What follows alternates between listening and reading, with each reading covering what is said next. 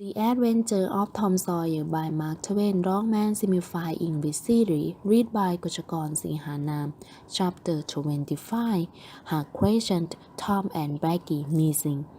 Before sunrise on Sunday morning, Huck tapped at the old wellman's door. A call came from a window. Who's there? Only Huck Finn. That's a name that can open this door night or day. Welcome.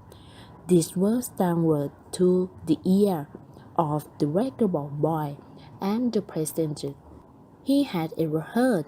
The door was quickly unlocked, and the old man and his son speedily dressed themselves. Now, my boy, I hope you are hungry, because being fat will soon be weary. The boys and I hope that you will stay here. Last night, I was terrified, said Huck, and I ran 3 miles without stopping. I have come now because I want to know about it, and I have come before daylight because I didn't want to come. Across those devils, ever if they were dead. No, they are not dead, Huck. We fired at them, but they got away in the dark. When he put the police on their tracks, a description of the scoundrel would help a great deal. Did you see what they were like? Yes, one the deaf and dumb Spanish that been around her once or twice, and the other is a native looking guest. The deaf and dumb Spanish talking, well, never mind now. We know the men. I came across them in the woods at the back of the window house one day, and they kept away. Off you go, boys, and tell the sheriff. And the Welshman's son were leaving the room. Huck sprang up and cried, "Oh, please, don't tell anybody, Dad. I told you about them. Oh, please. My boy, don't be afraid of me. I wasn't hurt a hair of your head for the word. No, I will protect you. Why are you so frightened of these men? What do you know about them? That Spanish is not deaf and dumb. Do you know who he is? Now touch me. I won't beat you." Huck looked into the old man's honest eyes for a moment, and then went over and whispered in his ear, "It isn't Spanish. It's Redskin Joe in the cry." The old wellman almost jumped out of his chair. "It's all past enough now. When you told me of that night Spanish, I just said it's what you won't fancy, because Spanish don't take that sort of revenge." During breakfast the talk went on. The old man said that before going to bed, he and his son, he scored a drum and had examined the place near the French side of but they found nothing but a bundle of what? The words had rammed to Huck's limbs. He went bed ready for an answer. The Welshman startled, straight in return, then replied, "Tip two." Huck sank back, infinitely grateful. The Welshman eyed him clearly and then said, "What were you expecting you would find?" Huck did not know what excuse to make. Then a sentient reply came into his heart.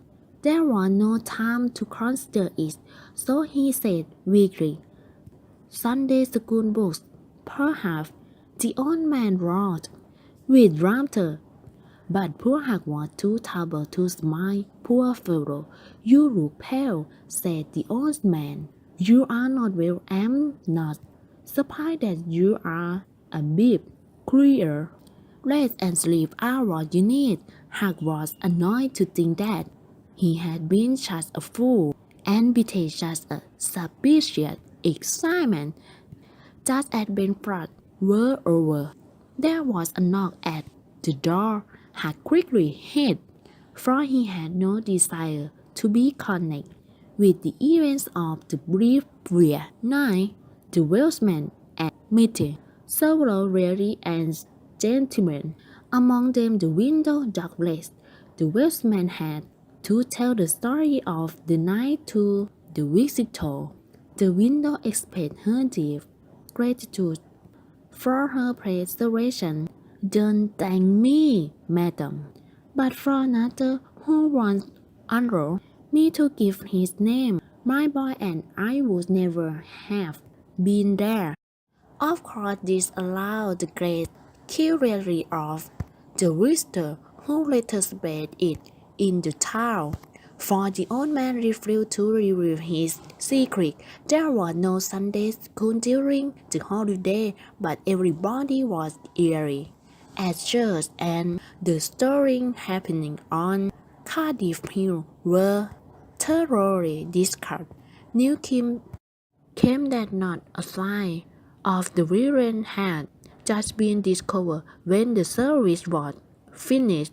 Just Thatcher White came up to Mrs. Harper as she was moving down the church with the crowd and said, "Is my Thatcher going to sleep all day? I expect that she would be tried out." "Your Becky, yes," with a startled look. "Didn't she stay with you last night?" "Why, no." Mrs. Thatcher turned pale and sank into a chair just as Aunt Polly, talking with a friend, passed by. Aunt Polly said, "Good morning, Mrs. Thatcher." "Good morning, Mrs. Harper. Tom missing. He stayed with one of you last night, I expect, and now he afraid to come to church." Mrs. Thatcher shook her head weakly and turned paler than ever. "He didn't stay with us," said Mrs. Harper, beginning to look uneasy and anxious. Expressions came into Aunt Polly's face. Children were questioned, and the Sunday school teacher. They all said that they had not noticed whether Tom and Becky were on the farewell on the homeward trip. No one had thought of inquiring whether anyone was missing. One young man thought Reddit explained his fear that they were still in the cave. Mrs. Thatcher fainted away. Aunt Polly stayed weeping. The alarms went from street to street. Within 5 minutes, the bell of the church were ringing. Wiry horses were surging. The ferry boat was ordered out. In half an hour to the men were pouring down the main road and the river toward the cave. All the long afternoon the village seemed dead. All the wells listened. Neither towers exchanged for new, but when the morning came at last, the only message from the cave was, "Send small candle and food." Mrs. Thatcher was almost made with gift, and Aunt Polly also. The old whaleman came, come towards midnight, almost worn out. He found her in bed with a raging fever. The daughters were all at the cave, so the widow Douglas took charge of the patient. She said that she would do her best for him, whether he was good or bad, because no human being should be neglected. Before midday, party of excitement returned to the village, but the startled villager continued searching.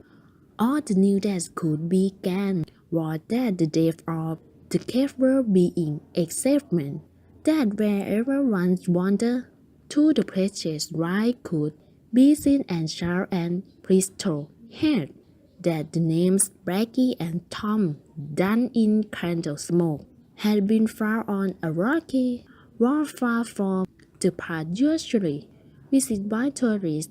3 dreadful days and nights that by, and the village sank into despair.